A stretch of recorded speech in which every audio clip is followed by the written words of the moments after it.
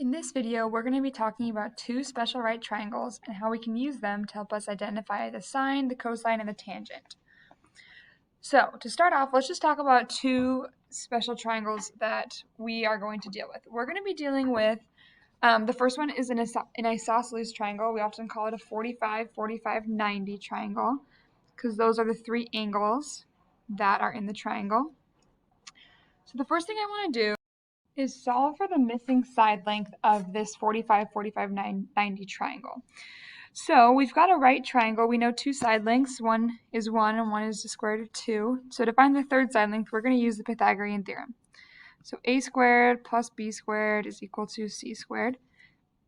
Remember that when you're dealing with right triangles with the Pythagorean theorem, the c squared is always your hypotenuse, which is the square root of 2. And then your a and your b are the other two side lengths. So our equation is x squared plus 1 squared equals the square root of 2 squared. And we're just going to work on solving for x. So x squared, we'll just leave alone for now. 1 squared is 1. And the square root of 2 squared, remember that the square root and the square cancel each other out. So we're just left with 2. We'll subtract 1 from both sides. So x squared equals 1. And then my final step is to take the square root of both sides. The square root of 1 is 1, so x equals 1. So this side length over here is 1. One way you can remember this is that whenever you have two angles that are the same, 45 and 45, it's an isosceles triangle, which means that both of these legs, or the shorter sides, have to be the same. Okay, let's go ahead and we're going to fill in all of the left column of these notes, and then we'll look at the right column with the other special right triangle. So again, we're looking at this triangle. We're going to call it a 45, 45, 90 triangle. The legs, which are the shorter sides, so like we just talked about, the two legs are the same number. Okay, they're going to be the same length. The hypotenuse, which is the longer side, is always the leg multiplied by the square root of 2. So in this case, the legs are 1, so the hypotenuse is 1 times the square root of 2, which is the square root of 2. The cool thing about this is that if you have a 45, 45, 90 triangle that's bigger, like say your legs are 2, then you know that the hypotenuse would be 2 square roots of 2. So let's just go ahead and take a look at just this one example. So I'd say I have this 45, 45, 90 triangle. I know one of the legs is 1, and I want to know what the other leg and the hypotenuse are. So in this case, the legs are both 1, and the hypotenuse, like we said, is the leg multiplied by the square root of 2. So it's 1 times the square root of 2, which is just the square root of 2. So we could actually label this triangle as 1 and square root of 2. Okay, so this pattern is going to hold for all 45, 45, 90 triangles. Now the reason I should care about this is because if we know the pattern of a 45, 45, 90 triangle, then we can find the sine, cosine, and tangent. Okay, so remember the sine, the cosine, and tangent are related to the ratios or fractions of side lengths. So one way to remember this is SOHCAHTOA. So that stands for the sine is the opposite over the hypotenuse, the cosine is the adjacent over the hypotenuse, and the tangent is the opposite over the adjacent. So let's say I want to find the sine, the cosine, and the tangent of 45 degrees. I'm going to come up to my 45, 45, 90 triangle, and I'm going to choose one of my 45 degree angles to be my theta value. Since they're both 45, they'll actually give you both of the same answers, so you can choose whichever one you want. Then I'm going to label the side lengths as opposite, adjacent, and hypotenuse. And that's going to allow me to write the trig ratios that go with an angle of 45 degrees. So the sine of 45 degrees, that's the opposite over the hypotenuse. So that is 1 over the square root of 2. The cosine is the adjacent over the hypotenuse. So that is 1 over the square root of 2. And then the tangent is the opposite over the adjacent. So 1 over 1, which is just the same thing as 1. So using this special right triangle, we're able to find these three trig ratios. Let's jump back to the top of the page, and we are going to look at another special right triangle, which is a 30, 60, 90 degree triangle. So that means that one angle is 30 degrees, one angle is 60, and then one angle is 90. So we're going to start the same way. We're going to try to find the missing side length x. And again, to have a right triangle, I can use the Pythagorean theorem. So a squared plus b squared is equal to c squared. Your a and your b are your shorter side lengths. So square root of 3 squared plus x squared equals 2 squared. That's my hypotenuse. The square root of 3 squared, the square root and the square will cancel out, and I'll just have a 3, plus the x squared is equal to 2 squared, which is 4. Then I'll subtract 3 from both sides, so x squared is equal to 1. Take the square root, and the square root of 1 is 1. So this side length down here is 1. So if you look at this triangle now, we want to look at the relationship between the two legs of the triangle and the hypotenuse. And we're going to verbalize those in the next section. So if you look at the relationship between the shorter leg of the triangle, which is 1, and the hypotenuse is twice the short leg. Maybe we'll write that as 2 times. Okay? It's 2 times the short leg. So if you take the short leg, multiply it by 2, you're going to get the hypotenuse. And then the longer leg is the short leg multiplied by the square root of 3. So in this case, since our shorter leg was 1, the longer leg is 1 times the square root of 3, which is just the square root of 3. All right, let's go ahead and label this triangle that we have here in the middle of the page. So in this case, the short leg is 1. The long leg, which is my x value, that's going to be the short leg, so 1 times the square root of 3, which is just the square root of 3. And the hypotenuse is 2 times the short leg, so it's equal to 2. So let's go ahead and answer the same sorts of questions with the sine, the cosine, and the tangent with this 30, 60, 90 triangle. So let's start by doing the sine of 30 degrees. So whatever angle is in here next to the sine, that's what your theta is going to be. So I'm going to go ahead and label these ones in red. I have the opposite side length, I have the adjacent side length, and I have the hypotenuse. So the sine, remember, is the opposite over the hypotenuse. So the opposite side length is 1, and the hypotenuse is 2. The cosine is the adjacent over the hypotenuse. So that's going to be the square root of 3 divided by 2. And then the tangent is the opposite over the adjacent, which is 1 over the square root of 3. And I wrote in the SOHCAHTOA to the left of the sine, cosine, and tangent to help you remember where those ratios are coming from. Okay, so we found the sine, the cosine, and the tangent of the 30 degree angle, but what about the sine, cosine, and tangent of the 60 degree angle? So I'm going to go ahead and switch colors to green, and I'm going to relabel this triangle with 60 degrees as my reference angle.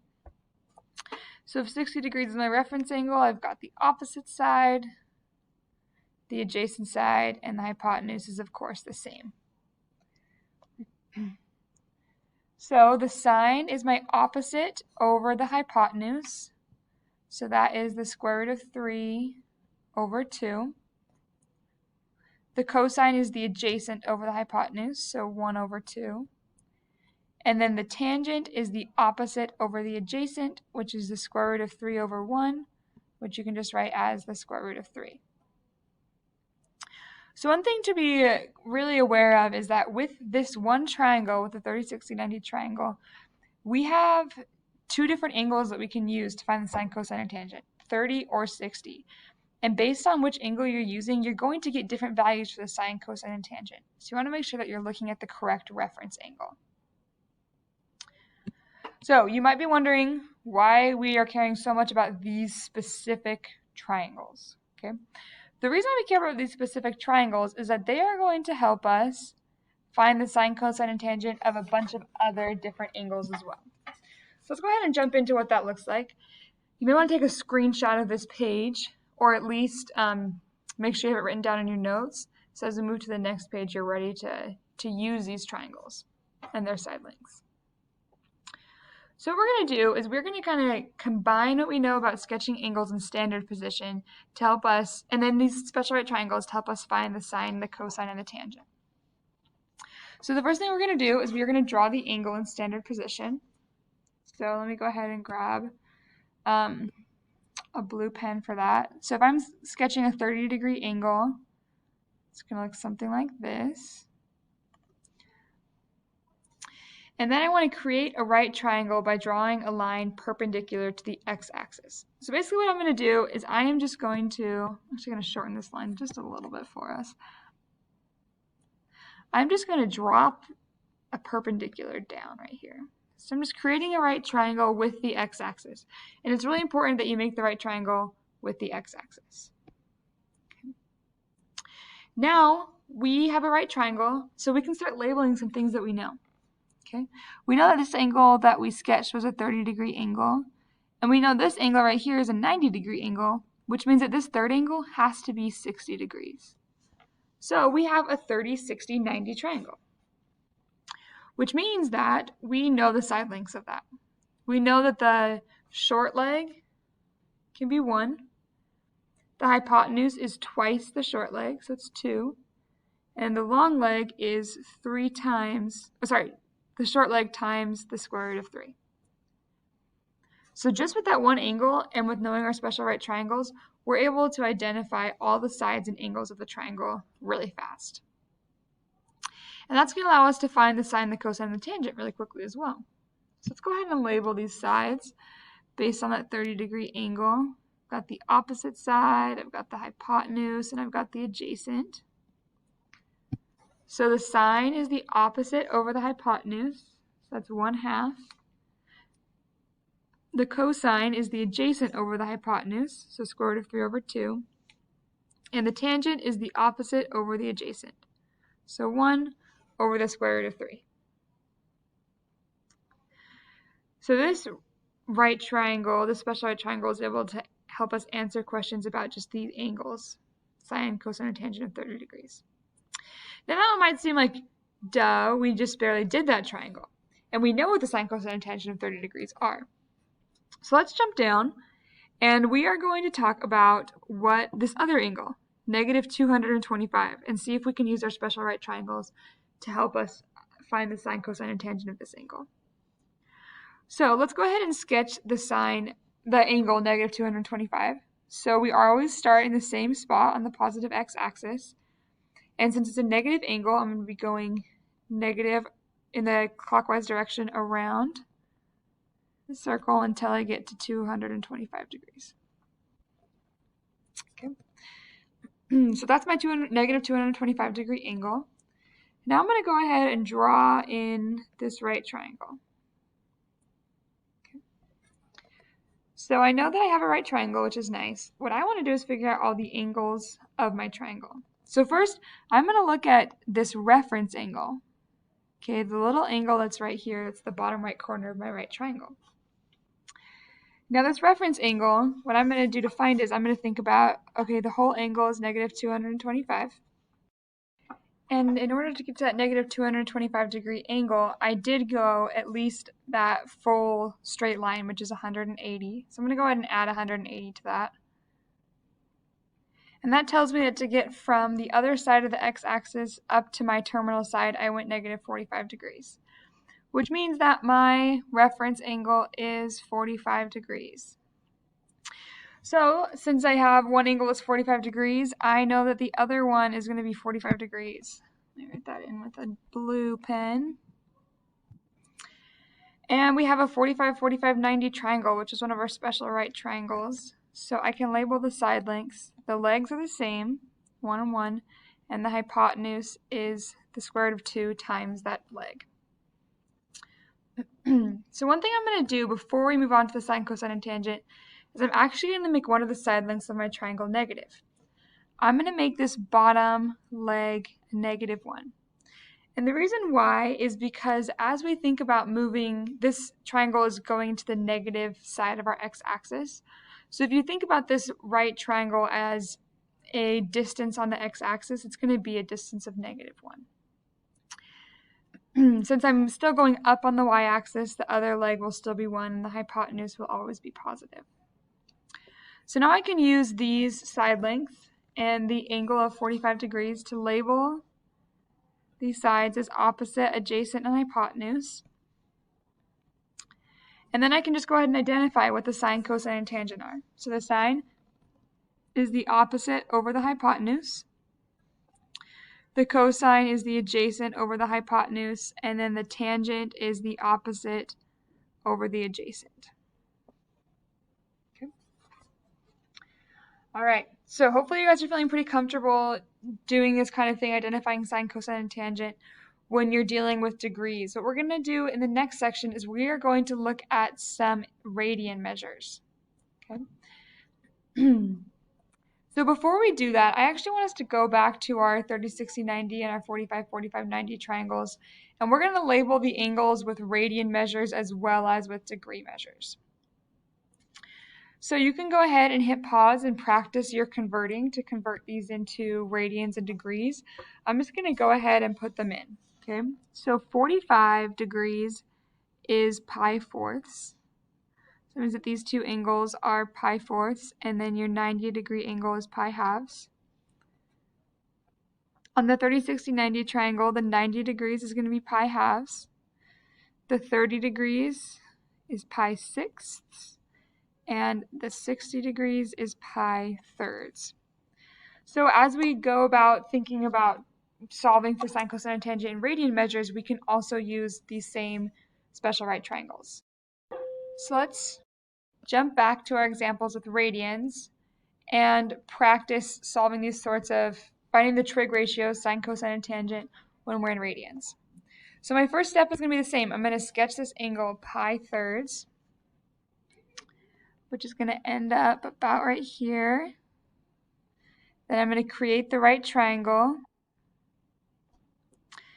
And once I have that right triangle, I'm now going to start labeling all of my angles. So I know that the pi thirds is this one that I drew. The 90-degree angle is pi halves. And I know I'm dealing with one of my special right triangles, which means that this top angle is pi sixths. So I can go ahead now and use this information to label my side lengths. So the short leg is 1. The longer leg is the square root of 3 times 1. And then the hypotenuse is just twice what the short leg is. Now again, I'm going to be using this pi thirds as my reference angle. So I'm going to label these sides as opposite, adjacent, and hypotenuse. So the sine is going to be the opposite over the hypotenuse. So the square root of 3 over 2. The cosine is going to be the adjacent over the hypotenuse, so 1 over 2. And the tangent is going to be the opposite over the adjacent, which is just the square root of 3. Okay. Let's go ahead and do the next example. You can feel free to hit pause and try this one on your own. I will work through this one in detail though as well to make sure that we're getting enough practice. So my first step is that I need to graph negative 5 pi over 6. I need to sketch that angle. So that is going to be starting here at the x-axis, and then we're going to be going in the negative direction until we get to 5 pi over 6. So that's my negative 5 pi over 6 angle measure. Then I'm going to go ahead and create my right triangle by connecting that terminal side to the x-axis. And then I'm going to label the angles that I know. So my reference angle in this case is this little red angle, and that is pi over 6. Sorry, I kind of made it pretty small. So we have that pi over 6 angle, which means that this other one is pi over 3, and my right angle is, of course, pi over 2. So this is one of my special right triangles, and I'm going to go ahead and label the side lengths accordingly. So the short leg is 1, the longer leg is the square root of 3, and the hypotenuse is 2. Then I'll go ahead and label these side lengths as opposite, adjacent, and hypotenuse.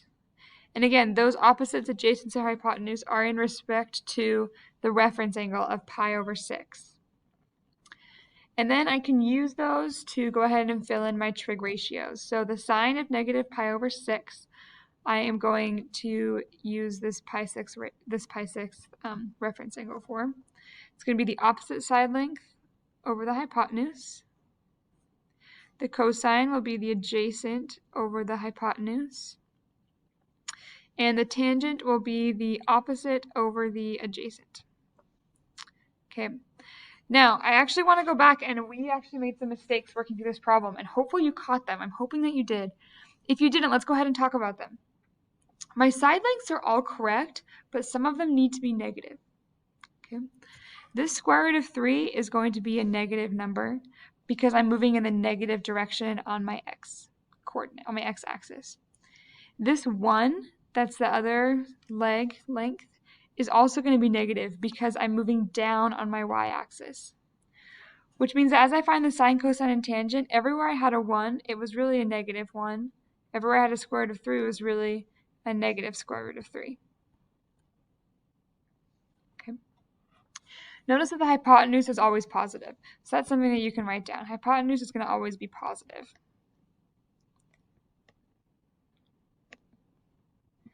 But you do want to make sure that you're checking to see if either of the legs of your triangle need to be negative.